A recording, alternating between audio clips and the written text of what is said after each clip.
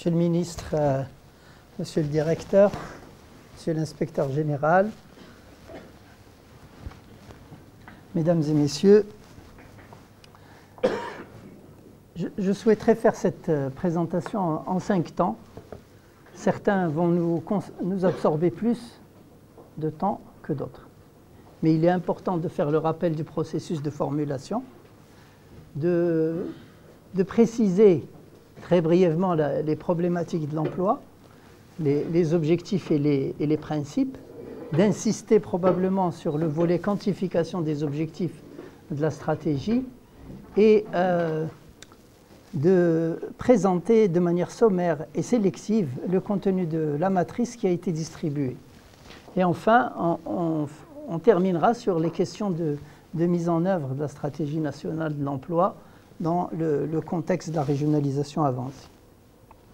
Donc, je rappelle le processus de formulation, donc, et il va se faire lui aussi en 4 temps. Donc la mission du ministère, il faut bien la rappeler, la phase de consultation que nous avons traversée et le contenu du document, le rappeler, et enfin savoir que c'est un document qui va être complété par un plan d'action. Alors, la mission du ministère, c'est une mission qui est rappelée par le décret de constitution du ministère. Elle insiste sur le volet tripartisme. Elle précise la sphère d'action du ministère de l'économie, de l'emploi et des affaires sociales.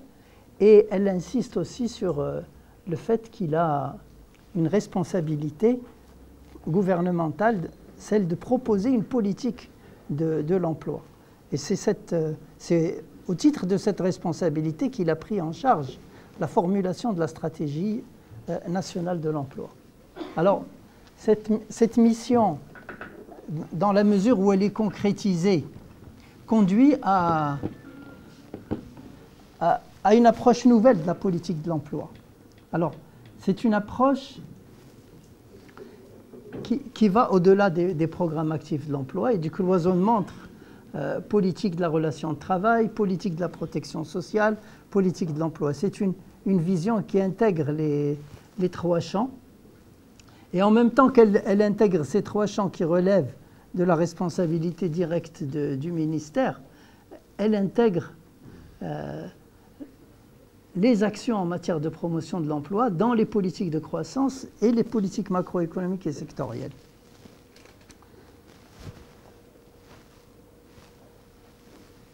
Alors, dans la phase de consultation, on doit dire, bon, c'est toujours difficile de dire que c'est une démarche complètement innovante par son ouverture, parce qu'il y a eu d'autres expériences. Mais ce qui est innovant dans cette ouverture, c'est le champ de la consultation. C'est le champ de la consultation qui est porté sur un ensemble de politiques qui ne sont pas du domaine direct du ministère de l'Emploi et des Affaires sociales. Et c'est ça l'élément innovant de l'association des partenaires sociaux. Donc on a réfléchi sur les questions de croissance. Alors, je rappelle qu'il y a eu une phase diagnostique, qu'il y a eu un document d'orientation validé, qu'il y a eu des questionnaires où on a sollicité les acteurs qui ont donné leurs réponses. Il y a eu aussi des ateliers thématiques. Ces ateliers thématiques ont fait l'objet d'une synthèse. Cette synthèse a été présentée au comité. Elle a fait l'objet d'un certain nombre de commentaires. Et ces commentaires, aujourd'hui, sont intégrés dans l'exposé qui vous est fait. Ils ont été pris en considération. Et je rappelle certains points sur lesquels on a insisté, la question des jeunes, les migrations et les principes d'action.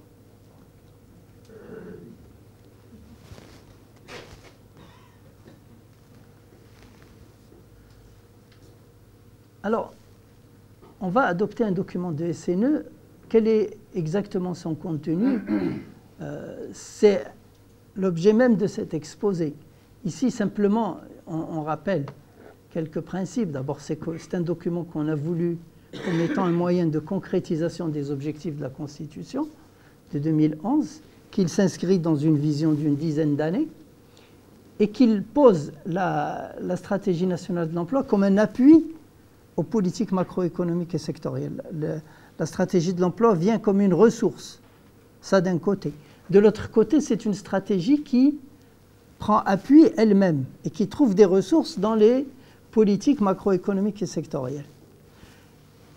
Et donc, comme l'a dit M. le ministre, ce que nous allons proposer, c'est des objectifs volontaristes.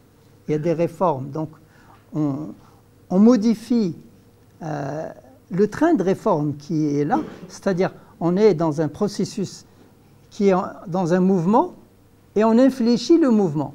Autrement dit, on change de vitesse sur un certain nombre de domaines qui ont été objets de réforme. Des domaines qui, à notre avis, sont restés dans l'ombre. Et c'est ça l'apport de la stratégie, c'est-à-dire qu'elle va avoir une valeur ajoutée. Et donc, on propose des objectifs réalistes et chiffrés. Et il s'agit ici donc de dégager ces objectifs comme étant un engagement collectif pour les réaliser. Alors, une fois qu'on aura fixé ces objectifs, il nous restera à définir un plan d'action. Donc, le plan d'action, c'est quels sont les domaines sur lesquels il y aura des réformes et des actions, qui va prendre en charge ces réformes, quelles ressources, et on parle ici de ressources juridiques, financières et organisationnelles, c'est-à-dire que pour faire quoi que ce soit, en tant qu'acteur public, il faut être autorisé. Donc il faut avoir une base légale, législative, réglementaire. Il faut aussi avoir des ressources financières et il faut avoir des institutions qui sont organisées en conséquence. Donc tout ça, c'est les ressources qui sont nécessaires pour la réalisation du plan d'action.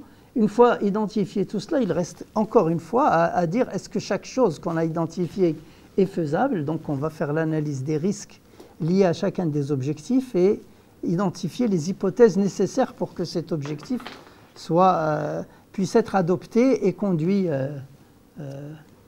à son terme. C'est-à-dire, et là, quand je dis objectif, c'est les activités. C'est des objectifs en termes d'activité et de résultats. Et là, c'est des résultats qui ne sont pas des résultats liés à des risques. C'est des résultats qui sont liés à des actions programmées, qu'elles soient dans le champ du ministère ou à l'extérieur du champ de ce ministère. Et donc, par conséquent, il y aura un calendrier de programmation, une budgétisation et une répartition des responsabilités. Alors, le deuxième point qui est essentiel, c'est les problématiques, les objectifs et les principes de la SNE. Donc, il semble important ici de rappeler les principales problématiques de l'emploi. D'abord, ces problématiques de l'emploi, la première, si vous voulez, qui nous préoccupe et qui est majeure, c'est l'inactivité, c'est-à-dire la sortie du marché du travail d'une partie de la population qui est en âge de travailler et qui pourrait faire ses contributions.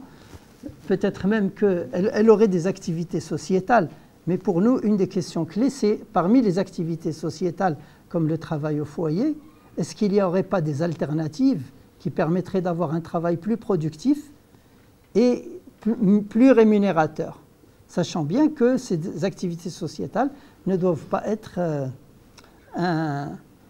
si vous voulez, une solution de deuxième choix. Quand il y a des activités sociétales, je reprends le concept présenté par M. le directeur, il faut que ce soit des activités qui sont des activités voulues, volontaires et pas forcées. Et c'est ça l'importance de ce concept, on doit le savoir parce qu'il y a un débat social et politique autour de la femme au foyer sur lequel il faut se prononcer. Les femmes au foyer ont besoin d'avoir le choix entre le travail libre au sein du foyer et le travail libre en dehors du foyer. Et un des enjeux de cette stratégie, c'est de répondre à ce besoin social.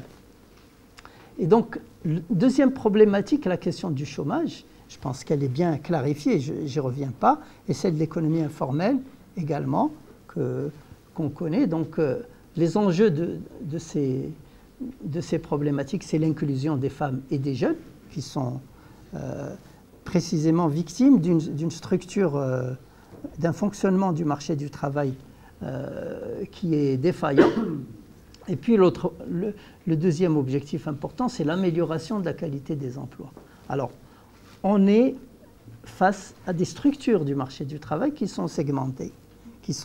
C'est-à-dire que nous avons affaire à un cadre à la fois économique, juridique et institutionnel qui génère de l'exclusion, qui génère des inégalités avec des champs où on a des conditions de travail décentes et d'autres niveaux où les conditions de travail ne sont pas décentes. Des niveaux où la productivité et les rémunérations sont correctes ou même très avancées et des niveaux où la productivité est basse et les rémunérations permettent difficilement aux personnes qui les reçoivent d'avoir une vie correcte en fonction des standards du pays.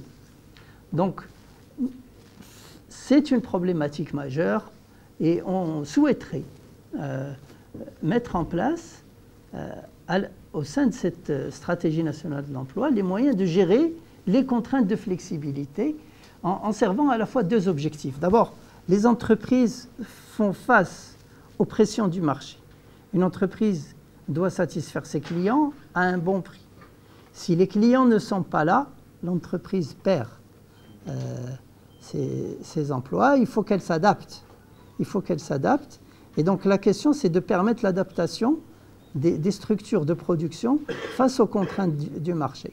La deuxième question qui est posée, c'est que cette adaptation doit être compatible avec la sécurité des emplois et le maintien de la sécurité des emplois. Donc, envisager une économie réactive qui répond aux besoins du marché, qui se modernise, mais une économie qui sécurise les travailleurs. Et ça, c'est la problématique qui va de pair avec l'amélioration de l'égalité sociale entre toutes les catégories d'employés et tous les secteurs. Et ça, c'est le défi que la stratégie de l'emploi doit prendre en charge. Et voilà donc la question des problématiques qui se posent. Alors, tout à l'heure, on a parlé de synergie entre stratégie de l'emploi, politique macroéconomique et sectorielle. Tout à l'heure, j'ai insisté sur l'idée que la stratégie de l'emploi apporte un appui aux politiques macroéconomiques et sectorielles déjà engagées. Alors, elle apporte des solutions aux risques sur les objectifs posés par les stratégies. Par exemple, le plan d'accélération industrielle se donne des objectifs. Il veut créer 500 000 emplois à l'horizon de 10 ans. Il voudrait que l'industrie contribue à 23% du PIB. C'est des objectifs qui sont tout à fait louables et que nous considérons en tant qu'équipe essentiels. La question, c'est est-ce qu'on est capable aujourd'hui de réaliser de tels objectifs? On peut parler aussi des objectifs du plan Maroc vert, avec ces deux piliers. Un pilier d'agriculture à haute valeur ajoutée et un pilier d'agriculture considérée comme sociale et solidaire. Alors, on pense que l'appui de la stratégie à ces politiques va déboucher sur des actions internes qui sont liées à la relation de travail, qui sont liées à la formalisation de cette relation et qui sont liées au développement de la force de travail, ce qu'on a appelé Et ces questions, finalement, ça va aboutir concrètement à une programmation interne au niveau du ministère de l'Emploi et des Affaires sociales qui serait prise en charge par ces directions. Et de l'autre côté, on sait bien que ce travail de programmation interne et quelles que soient les réformes qui sont faites au sein du champ d'action de ce ministère, l'impact va être limité si l'environnement ne s'y prête pas. Et donc on pense que cette stratégie de l'emploi doit prendre appui sur les résultats des politiques macroéconomiques et sectorielles. Et ces résultats, c'est qu'est-ce qu'ils nous assurent? Des gains de productivité, des gains de compétitivité. Quand on réduit le déficit commercial, on gagne des emplois, nécessairement, et on doit avoir une main-d'œuvre bien qualifiée, on doit disposer de ressources financières et on doit disposer d'une distribution correcte sur le territoire des instruments, des moyens de financement de l'emploi et des actions de soutien à l'emploi. Et le débouché pour cela, ce serait des conventions avec les différents départements. Alors, c'est des conventions qui vont de soi, parce que la plupart du temps, c'est des conventions qui consistent simplement à convenir de modalités d'accompagnement, de stratégies qui sont déjà définies. Alors, je ne vais pas développer ça, parce que c'est encore un graphique, mais qui est intéressant, pour montrer qu'un des enjeux, finalement, c'est le système économique du pays, et que la SNE intervient comme un support au chantier de croissance. Et comme support du chantier de croissance, elle va comporter des préconisations qui ont été adoptées du point de vue de l'analyse des objectifs de développement de l'emploi. Et c'est des préconisations qui sont bien sûr en intersection avec celles des autres facteurs politiques. Donc il n'est pas l'objet de cet exposé de développer cet ensemble de relations qui nous prendrait beaucoup de temps. Donc je passe assez vite. Bon, mais je rappelle simplement quelques points clés, les questions macroéconomiques et financières, les questions d'infrastructures de réseau, les questions de développement territorial, la question du coût et des facteurs de compétitivité, les responsabilités de l'entreprise, le problème du climat, des affaires et de la justice, et les questions d'éducation, de formation, de recherche et développement, de technologie de l'information et d'innovation. Tout ceci, ce sont des stratégies qui sont déjà menées, mais qui vont recevoir un appui de la part de cette stratégie de l'emploi. Et tout ce qui est en rouge ou en brun autour, ce sont des actions qui sont soit des actions programmées au sein de la stratégie, soit des préconisations qu'on propose de retenir et qui vont être établies par convention, sachant bien qu'elles répondent à des principes déjà acquis. Alors, quels sont les principes de la stratégie? On a retenu trois niveaux de principes. D'abord, une approche droit, ensuite une approche économique, et puis troisièmement, une approche participative. Alors, l'approche droit, on l'a dit, la Constitution 2011 est la référence, donc, et elle a posé un certain nombre de droits et on veut que cette stratégie permette de les concrétiser. Alors, veiller à garantir le respect de l'égalité des droits et des chances, éliminer les discriminations et les marginalisations. Et bien sûr, donc, l'enjeu, c'est l'inclusion des femmes et des jeunes, la réduction des disparités entre les entreprises, entre les secteurs et entre les régions. Donc, c'est un programme d'égalité sociale, d'équité sociale, mais c'est bien, mais il faut avoir les moyens économiques d'assurer l'égalité. Donc, l'approche droit repose sur une approche économique. L'approche économique, elle mobilise les moyens nécessaires pour créer les conditions économiques de l'application des droits. Il ne suffit pas de proclamer les droits, il faut avoir les moyens de les appliquer. Et enfin, l'approche participative, c'est le troisième principe de conduite de la stratégie, c'est la consultation, le renforcement des moyens techniques pour une participation efficace de tous. La stratégie vient, si vous voulez, c'est pour donner un contenu à dire que chacun doit être représenté, chacun doit pouvoir s'exprimer, il faut qu'il soit informé, il faut qu'il ait les outils de savoir les choses qui affectent sa vie, son destin et ses responsabilités. Et donc l'approche participative, c'est aussi une technologie et une mise en responsabilité collective. Alors les objectifs de la SNE, ici je serai très bref parce que ça va être développé dans le texte qui suit. D'abord, premier objectif, une croissance riche en emplois décents. On veut des emplois de qualité.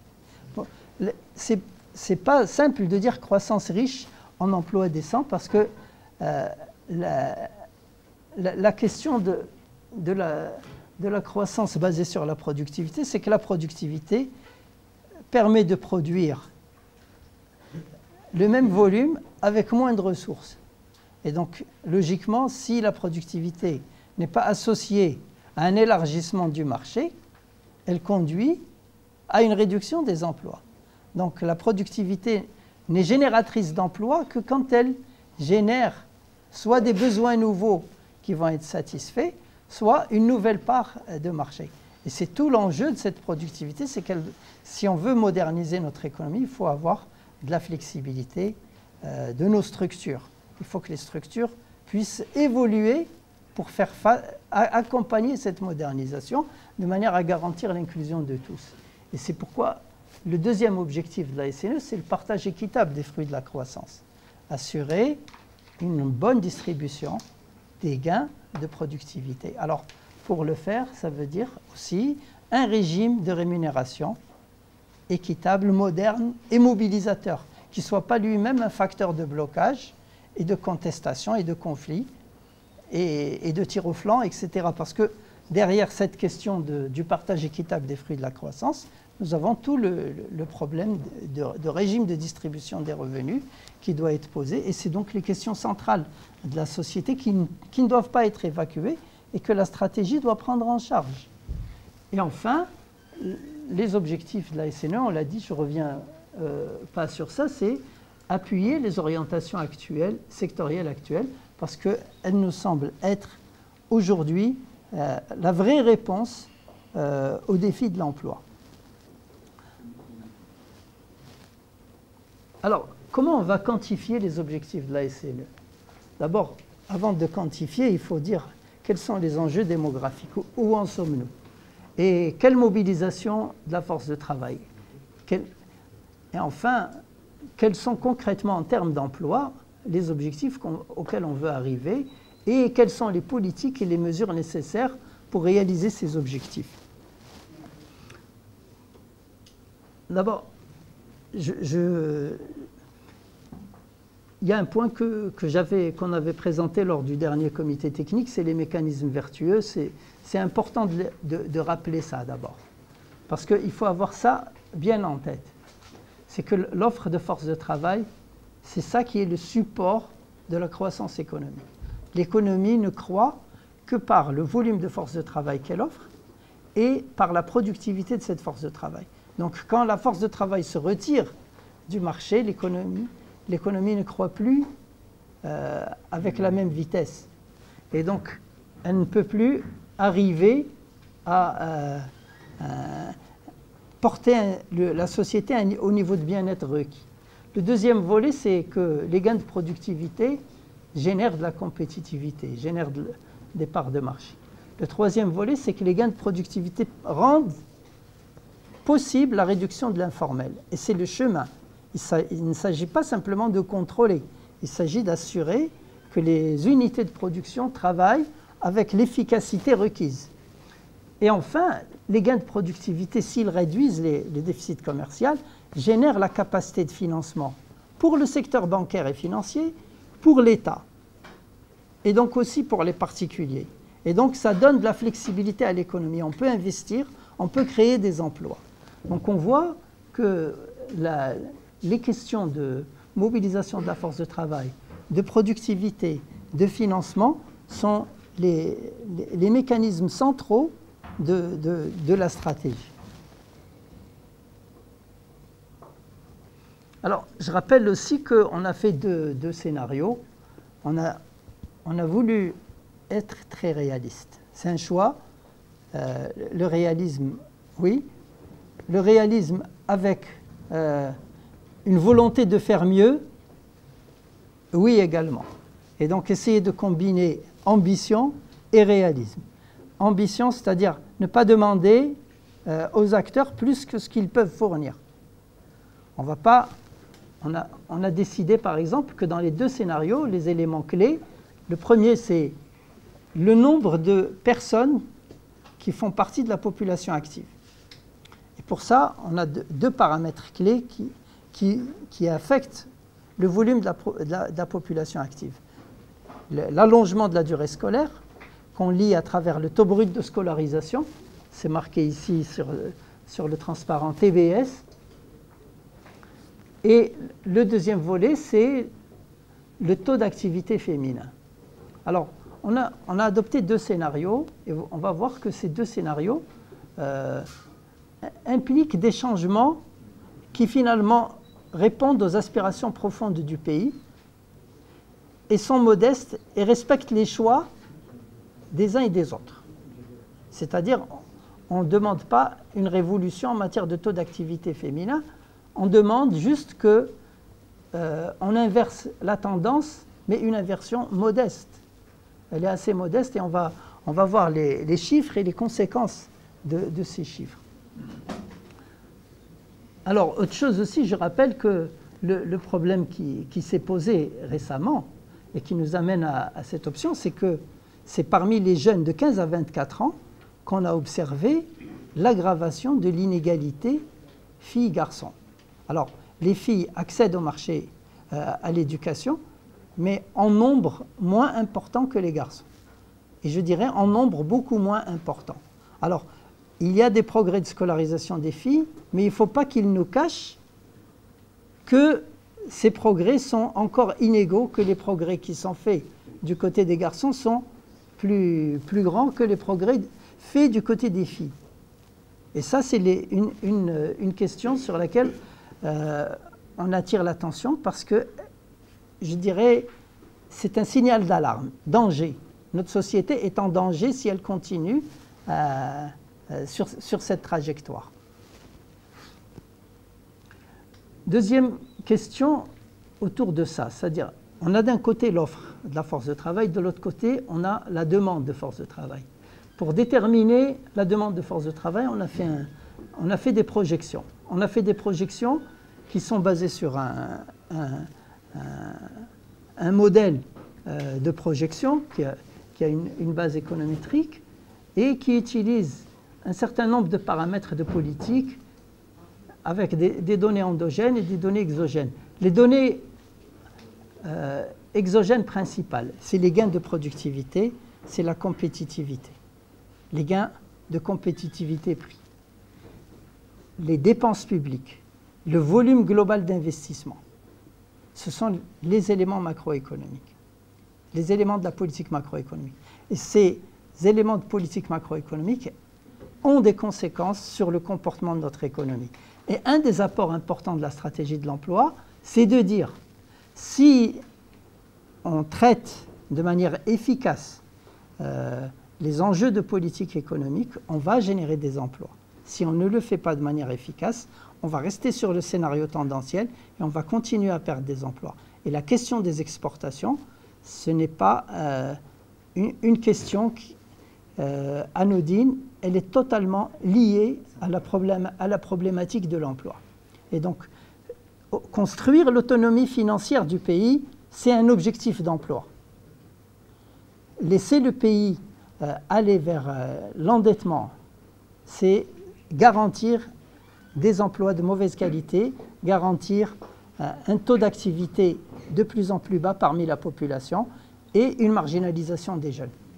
Donc le lien est fait, on le dit avec force, donc il y a une responsabilité collective en matière de politique économique et les estimations que nous avons faites montrent que en termes de prix et de variation du système de prix, ce que nous proposons, ce sont des choses qui sont assez modestes, simplement réalistes, mais absolument nécessaires à conduire. Alors, les enjeux démographiques, il faut aussi qu'on les voit parce qu'il y a un enjeu de vieillissement. Pour le moment, on ne le perçoit pas. On ne le perçoit pas et je voudrais présenter quelques chiffres. Il y a aussi un autre enjeu, c'est les migrations, qui sont importantes. Alors, le vieillissement, ici, on a les 15-64 ans, c'est en brun. Qu'est-ce qu'on constate? Et on a les moins de 15 ans. On constate que le flux des moins de 15 ans devient négatif. Il est négatif depuis cette année. Et il continue.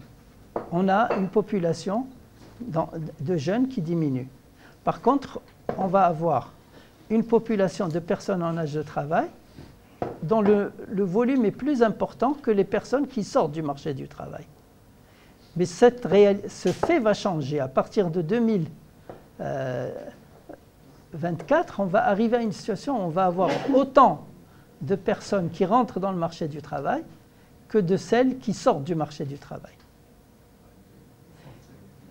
Et donc on est engagé sur la prochaine décennie dans une course vers le vieillissement. Et là, une des questions qui se pose, c'est préparer le pays pour qu'il se gère dans une situation où le nombre de vieux est supérieur à ce qu'il a été dans le passé et où il y a une charge sur la population active qui est plus importante. Alors, autre question, il faut anticiper la décroissance de l'immigration. Alors jusqu'ici, d'abord, ces tableaux, c'est pour dire que nous avons un besoin pressant de statistiques et d'informations fiables sur le mouvement migratoire. Jusqu'ici, ce qu'on constate, c'est que les projections du HCP, qui nous disent qu'il y aura une baisse jusqu'à 2025, me semblent personnellement correctes. Elles ne sont pas démenties par les tendances observées. Ce que nous constatons, c'est que aujourd'hui, l'immigration représente un grand risque de déstabilisation du marché du travail. On a eu des retours d'Espagne, on a eu, et ça c'est, il n'y a pas que l'Espagne ici, mais il y en a eu beaucoup à l'occasion de la crise, mais vous allez voir que le trend a commencé plus tôt, le trend des retours, des gens qui quittent les pays de l'OCDE, donc il y a un phénomène démographique important. Mais nous avons aussi des retours de Libye et des retours importants. Alors, maintenant, le problème de la migration, c'est un problème sur lequel on a attiré notre attention lors du dernier comité technique. On lui a accordé l'intérêt qu'il faut, mais nous n'avons pas considéré que c'était une variable sur laquelle nous allions travailler pour cette projection sur les 10 prochaines années. Il y a une stratégie pour l'immigration qui est en train d'être mise en place. Il y a un suivi des migrations sur le marché du travail qui va être plus perfectionné et mieux maîtrisé dans le cadre si vous voulez, des progrès qu'on attend de l'intermédiation du marché du travail. Mais ce n'est pas une variable aujourd'hui centrale dans notre marché du travail. D'abord, on ne sait pas sur les personnes qui reviennent combien sont actives, combien sont retraitées, combien sont des jeunes, etc. On ne sait pas. On n'a pas d'informations aujourd'hui sur cette réalité. Donc il y a un déficit urgent à combler sur le plan statistique. Alors maintenant, les questions de mobilisation, on a fait un travail de projection de la population des jeunes de 15 à 24 ans. Et qu'est-ce qu'on constate ici? Et ça, c'est pour dire quelles sont les hypothèses que nous avons adoptées. Dans le scénario tendanciel, ici, SM, c'est les garçons scolarisés. SF, c'est les filles scolarisées. Et vous avez là le scénario de rupture. Scénario scolarisé pour les garçons dans le tendanciel et dans le rupture sont les mêmes. C'est les mêmes chiffres, on n'a rien changé. Par contre, ce qu'on a adopté comme hypothèse, c'est les filles scolarisées, le flux devient plus important. Aujourd'hui, on est à 26 000. On sera à 26 000 en 2015. On propose d'arriver à 70 000 filles scolarisées en plus chaque année. Ça veut dire lutter contre la déperdition scolaire au niveau du collège, au niveau du lycée, et donner plus de chances dans les inscriptions aux universités, même s'il y a une quasi-parité dans les inscriptions, hein, au niveau universitaire. Mais c'est au niveau du collège et du lycée que les déperditions se font. Alors maintenant, si on regarde l'objectif global du pays, on a intérêt à augmenter le plus vite possible le taux de scolarisation parce que notre pays doit se préparer pour faire face à une économie mondialisée qui repose de plus en plus sur la mobilisation des connaissances et l'adoption de nouvelles technologies. Alors, les conséquences de ça, c'est que quand on regarde les non scolarisés, on a parmi les filles un flux chaque année de moins 18 000. Ce que nous, on propose, c'est de réduire les non scolarisés de moins 107 000, et ceci devrait continuer jusqu'à 2025, où on aurait moins 93 000 filles non scolarisées. Donc une politique éducative. Dans l'âge 15-24 ans. Oui, c'est 15-24 ans. On n'est que sur 15-24 ans. On travaille sur les jeunes. Ça veut dire qu'on doit avoir une politique éducative très vigoureuse. La SNE doit recommander une grande vigueur en matière d'action contre la déscolarisation. Et bien sûr, et des filles, parce que pour les garçons, il y a ce risque, effectivement, mais on voit qu'il est moins grave. Enfin, si on prolonge les tendances actuelles. Alors, maintenant, comment on présente la population active? On a une évolution, disons, on partirait de 12 millions en 2015 pour arriver à 13 millions, 675 000 en 2025 pour le scénario de rupture. Donc c'est une augmentation, vous allez le voir, qui implique, ici, pour notre scénario tendanciel, on aurait une... Le rouge. C'est le rouge, exactement. Merci. Donc pour le scénario tendanciel, on aurait une augmentation assez modeste. Alors, merci d'avoir tous compris qu'il y a un graphique avec deux entrées, qu'il y a l'entrée de gauche, l'entrée de droite, etc. Bon, je passe.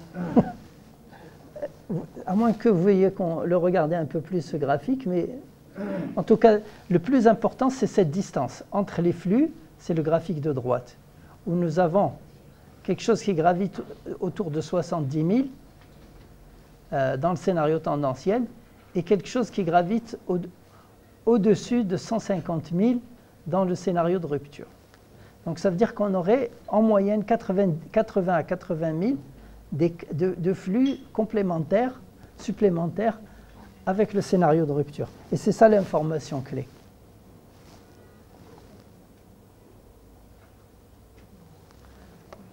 Alors, maintenant qu'on a assis le cadre démographique et qu'on a défini l'objectif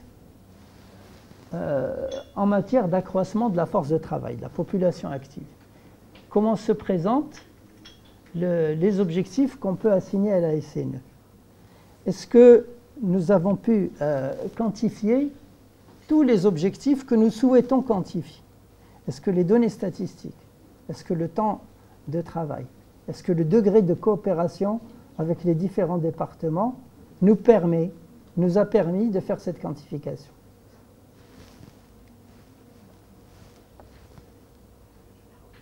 Alors, l'amélioration du taux d'emploi, on l'a posé, si vous voulez, ici. On a le tendanciel, il est en vert, et le taux d'emploi de rupture, il est en brun, et ils sont sur l'échelle de droite. Alors, on peut voir que dans le scénario tendanciel, on a une baisse du taux d'emploi. Une baisse du taux d'emploi donc qui démarrerait à 43% en 2015 et qui irait en baisse jusqu'à 39%, jusqu'à 39 et, oui, c'est ça, 39 et quelques en 2025. Par contre, on aurait 4 points de gain qui pourraient être faits en 2015 et il y aurait un écart donc de plus de 5 en fait, de 5%. Et c'est énorme. En fait, si on mesure ça en termes de flux, d'emplois générés, on voit que les...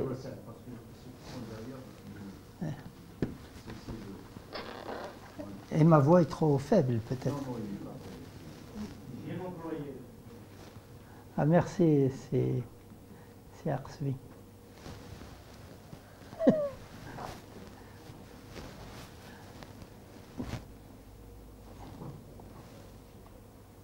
Donc là, voilà, ça c'est un point central sur combien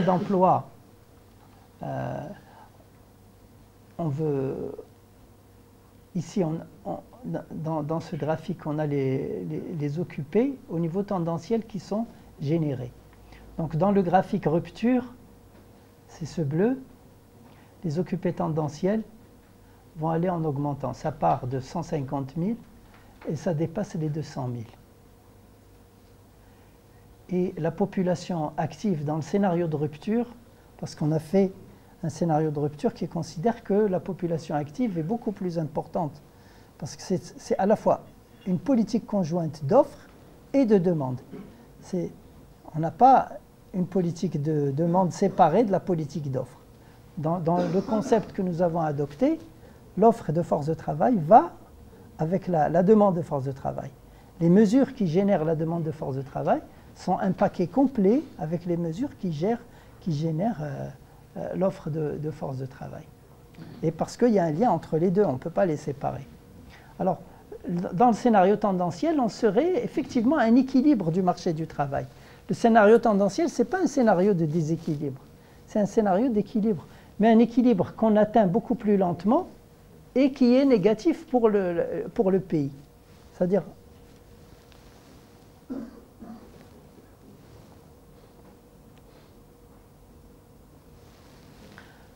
alors, emploi total et productivité du travail selon les scénarios. Donc là, on voit bien ici l'écart de création d'emplois. Et bon, c'est un écart qui est important en l'espace de 10 ans. Donc on se retrouve avec 150 000 emplois de plus. Et on voit ici des écarts de productivité entre les deux scénarios. Alors, vous voyez ici que l'écart de productivité globale, il n'est pas vraiment très très différent. C'est-à-dire que là, on a 83 000 dirhams en 2025 pour le scénario tendanciel, et on aurait 91 000 dirhams d'écart, et c'est des dirhams au prix de 1998 par emploi occupé. Ça veut dire que 7 sur, disons plutôt 8 sur 8, on est dans un écart de 10%. 10% de productivité. Donc on ne propose pas une révolution technique majeure. On dit il y a un changement qui va être assez modeste, mais le peu qui va être fait, en plus, va donner plus de fruits. C'est ça l'idée majeure. Alors, la question de l'éducation, bon, pour le moment, on est encore en train de chercher des chiffres pour dire quel objectif d'éducation, en matière d'éducation, on va donner à la SNE. Et on va avoir une réunion, on espère mardi, demain, avec l'instance nationale d'évaluation, pour essayer de voir quels sont les objectifs qui vont être adoptés par le Conseil supérieur d'éducation. Il n'est pas raisonnable pour nous de proposer des objectifs sur ce terrain sans que le travail qui est en cours par le Conseil supérieur d'éducation ne soit bouclé. Et il ne s'agit pas d'être en porte-à-faux avec eux. Et donc voilà, il y a un objectif majeur. Il y a un deuxième objectif qui nous semble important, c'est à quel rythme on va résorber l'informel. Et pour ça, la variable clé, c'est la stratégie de sécurité sociale qui doit être lancée, et elle est programmée pour être lancée en 2015. Et il ne s'agit pas ici aussi d'être en porte-à-faux. Mais nous disons, ces deux objectifs-là, que nous ne quantifions pas, sauf si on nous les propose. Sauf si on nous les propose, sont des objectifs essentiels qui devraient être intégrés parmi les objectifs de la stratégie nationale de l'emploi. Donc là, on a fixé les tendances, mais on n'a pas fixé notre objectif en tant que SNE. Alors, est-ce que ce que nous avons proposé de dire on veut une croissance riche en emplois serait réalisable? Donc, dans notre scénario tendanciel, on a vu qu'on pourrait proposer, pour chaque point du PIB, on atteindrait à peu près 17 000 emplois. Dans le scénario volontariste, pour chaque point du PIB, on arriverait à 34 000 emplois. Ici, derrière cela, il y a une vision du développement des secteurs. On anticipe une hausse de l'emploi industriel, même si on ne change pas les structures dans le sens que les politiques dans le sens que nous proposons. Et dans le secteur de l'emploi tertiaire, il y a une plus grande différence. Le BTP, on considère qu'on va finalement avoir un poids moins grand. Pourquoi le BTP? Parce que c'est le secteur où il y a le plus de progrès techniques à faire. C'est le secteur qui va protéger, c'est le secteur d'adaptation au changement climatique par essence. C'est le secteur où on va faire beaucoup plus d'atténuation. C'est un secteur où il y a 75% de la production qui est faite pour compte propre. C'est de l'autoconstruction. Et donc on a un secteur où beaucoup de petites entreprises mal structurées interviennent avec très faible respect des normes et très faible productivité. Il y a donc un champ très important pour améliorer la productivité dans ce secteur. Et ça veut dire qu'il faudrait une stratégie de construction et de matériaux de construction qui aujourd'hui, peut-être est en préparation, je ne suis pas au courant, mais je pense que c'est un secteur très important pour le futur. Et on croit que dans notre scénario, il va perdre de l'emploi. Si on est rationnel, enfin, il ne va pas en perdre, il va en gagner, mais moins que les autres. Et voilà combien on va en gagner. On pense que dans le scénario volontariste, il va gagner 4 600 par an. Dans le scénario tendanciel, 12 600.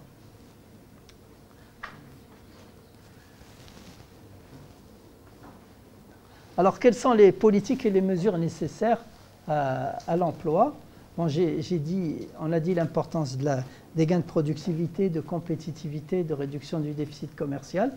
Et on pense aussi qu'on va avoir une politique des revenus qui assure une progression des salaires qui est liée aux gains de productivité et aux objectifs de compétitivité, qui va maintenir la politique du salaire minimum avec une réduction des écarts salariaux et une maîtrise du coût salarial unitaire. Ça veut dire qu'il y aura beaucoup de travail à fournir dans le cadre de cette stratégie en termes de politique des revenus, que ce doit être un point focal, un point d'attention, un point de négociation assez important, parce que c'est une dimension porteuse finalement de la compétitivité de notre économie et de la création d'emplois.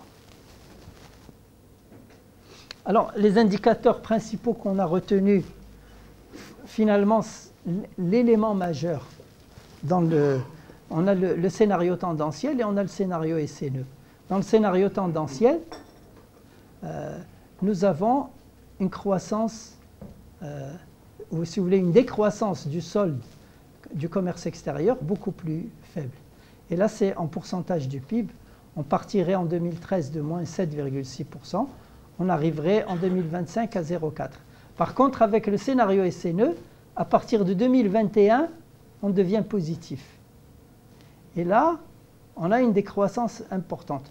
Je ne dis pas que ça va être une révolution brusque dans nos comptes extérieurs, mais si on adopte certaines mesures, et on va les voir tout de suite, on peut arriver à cela. Alors, si notre déficit commercial est affaibli, on peut avoir un endettement réduit et on peut financer plus. Et on aura des possibilités pour financer notre croissance et améliorer la productivité plus grande. C'est comme ça qu'on aura un taux d'investissement, un taux de FBCF par rapport au PIB plus important. Et la dépense publique ici en pourcentage semble plus petite, mais simplement parce que le PIB aura augmenté plus rapidement. Et on a aussi une politique de subvention qui est à peine plus ambitieuse. L'idée, c'est qu'on continue à stabiliser nos prix. Ce n'est pas une politique perdante, la stabilisation des prix. Ce qui est perdant, c'est la stabilisation des prix dans un but de redistribution des revenus.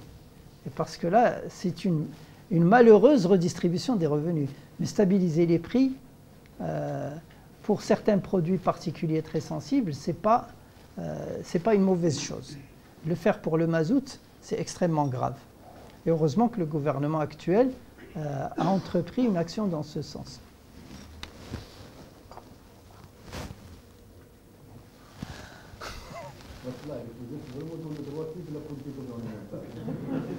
Je suis content que ce gouvernement ait écouté un certain nombre de recommandations.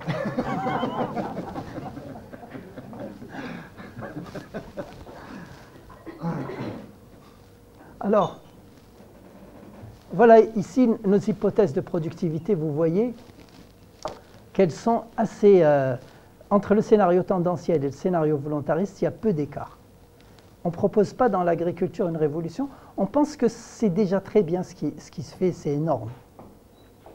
Maintenant, la question, c'est le statut de l'agriculture familiale, l'accompagnement social de cette agriculture et réduire le gaspillage de ressources humaines et de terres.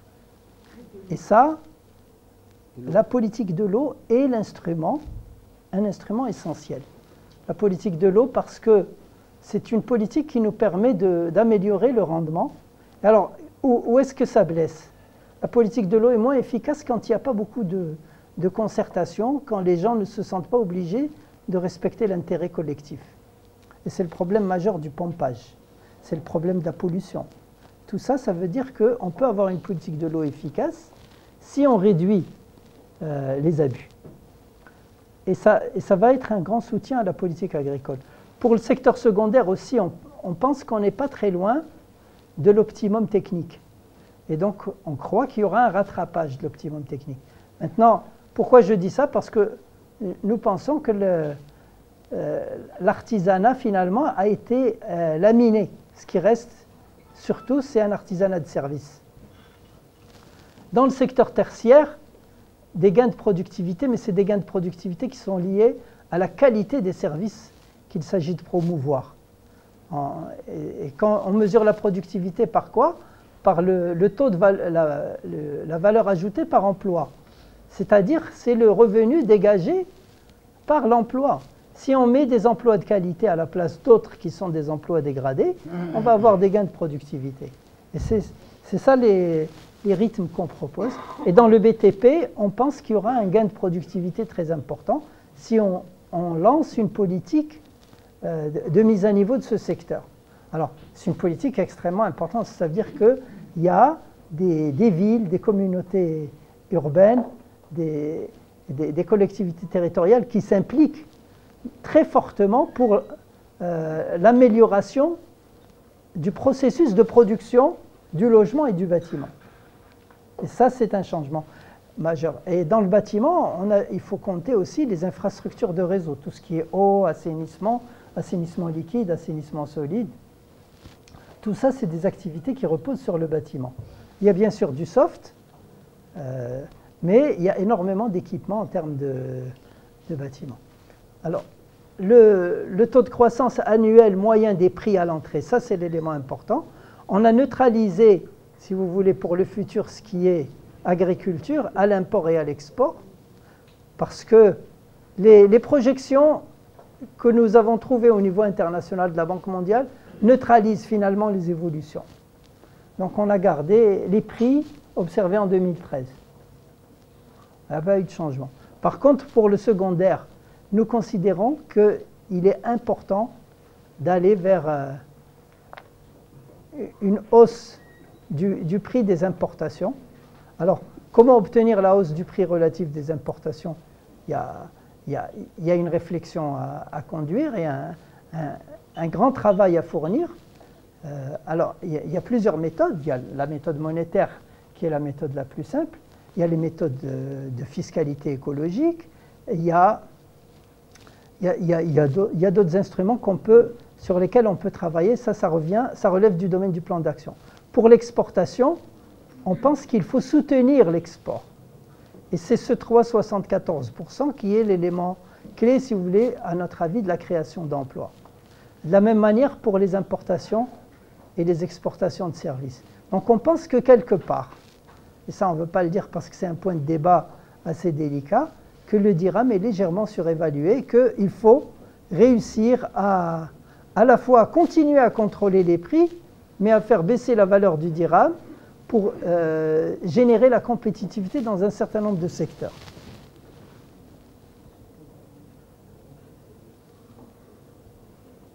Alors, quels sont les principaux axes stratégiques de la SNE?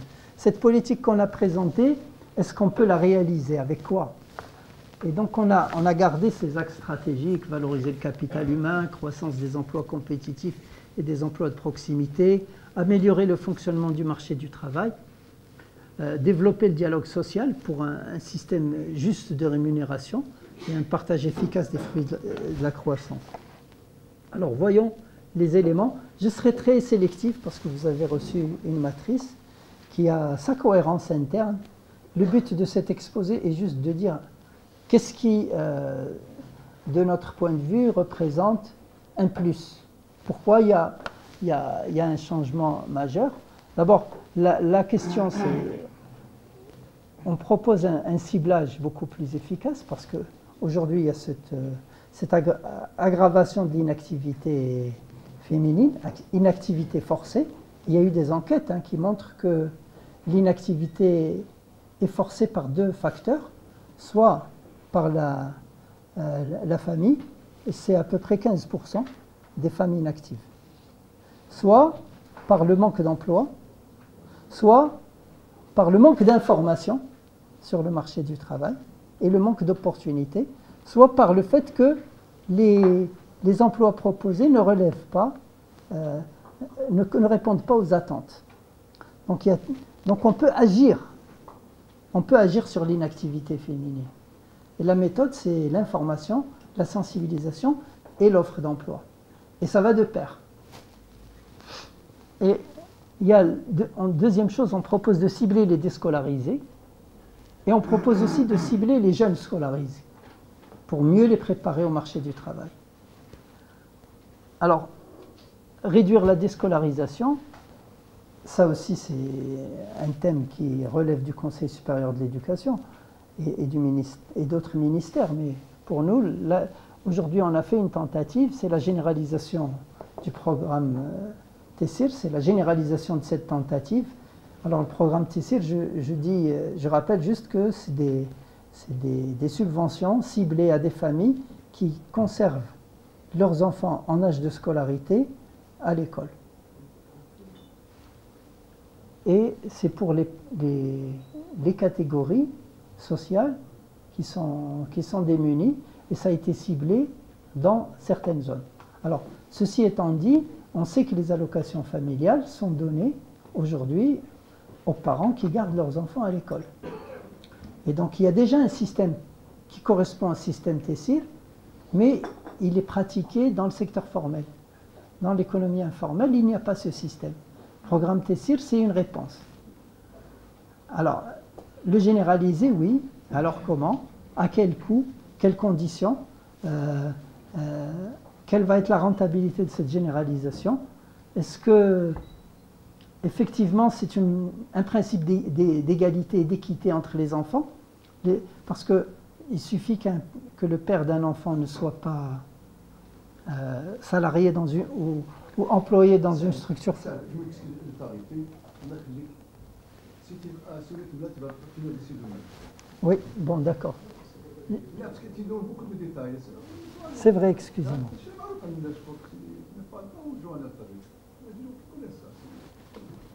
Ok, alors accompagner les déscolarisés et aider les jeunes à redéployer leur carrière, on propose un système d'apprentissage orienté et élargi avec une fonction d'orientation. On le propose qu'il soit orienté, mis à niveau. On forme des maîtres de stage, c'est-à-dire que ce qu'on veut apprendre, c'est quelque chose de nouveau. On ne veut pas apprendre des mauvaises pratiques. On pense aussi à la formation continue et renforcée et accessible aux chercheurs d'emploi, aux travailleurs temporaires et saisonniers. Et on pense également à un socle de sécurité sociale élargi. Alors, pour les emplois de proximité, les emplois compétitifs, l'élément clé et majeur qu'on propose, c'est l'action sur la compétitivité, coût et la productivité. Je crois qu'on l'a suffisamment illustré dans la présentation de la quantification. On pense aussi que, autre orientation majeure, soutenir le développement des PME et des TPE et formaliser l'économie informelle. Et pour ça, on considère qu'il faut mettre en place un dispositif de financement et d'accompagnement des PME et des TPE dans le cadre d'un nouveau dispositif régional. Et ça, c'est l'outil majeur, je dirais, de la formalisation. Et on pense aussi qu'il faudrait mettre en place un plan de mise à niveau des métiers et qui s'insère dans la stratégie de la très petite entreprise. La stratégie est déjà en cours de mise en œuvre. La question, c'est un travail de ciblage et d'identification des changements, des innovations à soutenir. Et troisième chose, des emplois de proximité, des emplois verts. Là, on pense que la démarche, c'est mobiliser les acteurs locaux. Il faut qu'on ait des propositions d'activités et de métiers et de création d'entreprises et de structures. Donc là, il y a un problème. C'est mobiliser les propositions pour créer des emplois. 2, trouver les moyens de les financer. Première démarche, le marché. C'est la meilleure solution. Ensuite, quand le marché ne répond pas, trouver les moyens d'appuyer la demande pour la rendre solvable. Et avoir des moyens de lancement de la demande. Donc c'est comme ça qu'on peut arriver à une politique de services locaux, à l'entreprise, à la personne, à l'environnement, qui est beaucoup plus active. Et bon. Donc le cœur, ça reste le financement. L'amélioration du fonctionnement du marché du travail. Donc là aussi, c'est un point tout à fait central. On améliore le ciblage, c'est-à-dire on touche les actifs et les inactifs. Jusqu'ici, la politique active d'emploi ne touche pas les inactifs. On considère que pour nous, on a un problème dans notre pays. Il faut que la politique de l'emploi, l'intermédiation du marché du travail s'occupe des inactifs et qu'elle les mobilise et qu'elle les intègre dans le marché du travail. Donc, qu'il y ait un travail de proximité dans ce sens. Qu'elle s'occupe des diplômés et des non-diplômés, ce qui était frappant jusqu'ici, et c'était un peu le compromis social. On s'occupe des diplômés parce qu'ils ont des chances d'être insérés dans le secteur formel, et les non-diplômés, eh bien, ils ont pour eux l'inactivité et l'économie informelle. Et ça, c'est un changement de vision qui est majeur. Alors, on pense aussi qu'il faut mettre un réseau de guichets qui intègre les informations sur les opportunités d'emploi. Ça existe déjà. Les idées sont là. Elles se mettent en place. Il faut maintenant booster le système et lui donner un caractère institutionnel renforcé et bien encadré. Et il y a un code du travail qui est très explicite sur ces questions-là. Il s'agit de l'activer, de se donner les moyens de l'activer. Et on pense que parmi ces moyens, une plateforme intégrée multi-acteurs pour le rapprochement des offres et des demandes est l'instrument. Et on souhaite aussi que pour que ceci prenne forme, il faut associer les associations professionnelles pour élaborer les nomenclatures. C'est-à-dire il faut identifier les métiers et les classer. Ensuite, pas uniquement, il faut savoir que ces métiers, ils ont besoin d'être modernisés, améliorés. Qu'est-ce qu'il faut pour ça? Et donc, avoir identifié les besoins d'innovation. Et puis, avoir un dispositif intégré d'orientation. Ça aussi, c'est quelque chose qui est majeur. Et un programme d'amélioration de l'employabilité qui est enrichi et qui est ouvert aux non-diplômés et aux chômeurs. Donc ça manque, c'est des points qu'on a abordés plus tôt. Et continuer avec ce qui a été mis en place aujourd'hui en matière d'insertion. Tous les programmes d'insertion, il faudra les soutenir. Dernier point, le dialogue social. Donc on voudrait partager les fruits de la croissance de manière efficace. Et pour agir sur ça, si on adopte un principe, c'est homogénéiser les régimes de rémunération et encourager l'effort au travail, la formation et l'innovation. On pense qu'il faut intégrer dans le dialogue secteur public et secteur privé, et au sein du secteur privé, l'organisé, le non organisé, et mettre en place des dispositifs d'anticipation des crises de l'emploi. On n'attend pas qu'une entreprise soit prête à déposer son bilan pour affronter le problème. Il faut être là, et je crois que c'est ça le sens des comités d'entreprise et de toutes les structures qu'il y a pour protéger le capital de l'entreprise. C'est pas contradictoire de dire que les travailleurs doivent protéger le capital de l'entreprise. C'est une condition essentielle pour que le système marche bien. Alors, travailleurs et entreprises ne sont pas toujours capables d'affronter le marché. Il faut que l'État intervienne. Et l'État intervient avec des moyens financiers, pas uniquement avec la procédure d'autorisation administrative de réduction des effectifs ou de fermeture d'entreprises. Non, il faut avoir un système et un dispositif qui va être mis en place au niveau régional. Donc là, si on évalue ce projet en termes de gains de croissance, on peut s'apercevoir que ça peut être énorme pour notre économie nationale. On pourrait faire une évaluation rétrospective. Et puis mettre en place un outil pour mutualiser le coût des règlements des conflits du travail et réduire la judiciarisation. Donc les conflits individuels se préviennent à l'avance, on doit les connaître. Et il y a des systèmes que les différents pays ont utilisés. Mise en œuvre de la SNE, Monsieur le ministre, excusez-moi, j'ai été un peu long, je vais être bref maintenant. D'abord, l'engagement gouvernemental. C'est ça l'élément essentiel, ça a été revendiqué par beaucoup. Approbation de la SNE et du plan d'action, suivi et évaluation dans le cadre d'une conférence semestrielle, élaboration de l'agenda et du calendrier des travaux pour le plan d'action, mise en place de groupes de travail pour l'élaboration du plan d'action, et on a proposé 4 thèmes. La gestion efficace de l'information du marché du travail, ça c'est quelque chose de tout à fait central parce que l'objet finalement de tout ça, c'est de produire un tableau de bord pour la SNE. Et donc l'idée, c'est comment fonctionne le marché du travail. Est-ce qu'il va avoir cette fonction, pardon, pas le marché du travail, l'Observatoire national du marché du travail. Est-ce qu'il pourra jouer sa fonction d'intégration? Intégration des données, intégration des partenaires, intégration dans l'action. Et s'il le fait, il peut arriver à produire ce tableau de bord. Alors le cadre de financement, donc là aussi c'est un élément clé. On pense que la loi organique des finances et l'architecture régionale future qui donne un poids aux conseils régionaux seront les outils essentiels. Et on pense qu'il faut mettre au point un dispositif liant budget, indicateur de résultats et développer le dialogue budgétaire dans les régions. Et puis quel est le rôle du ministère? Alors il est clair que le ministère et ses agences ont un rôle central dans le nouveau dispositif. Collecter des informations, analyser les dynamiques de l'emploi, soutenir les commissions emploi, organiser les réseaux des intermédiaires et coordonner aussi avec les opérateurs des programmes d'emploi, parce que l'idée c'est bien de dire que les politiques de lutte contre la pauvreté sont le dernier recours une fois que la politique d'emploi n'a rien pu faire.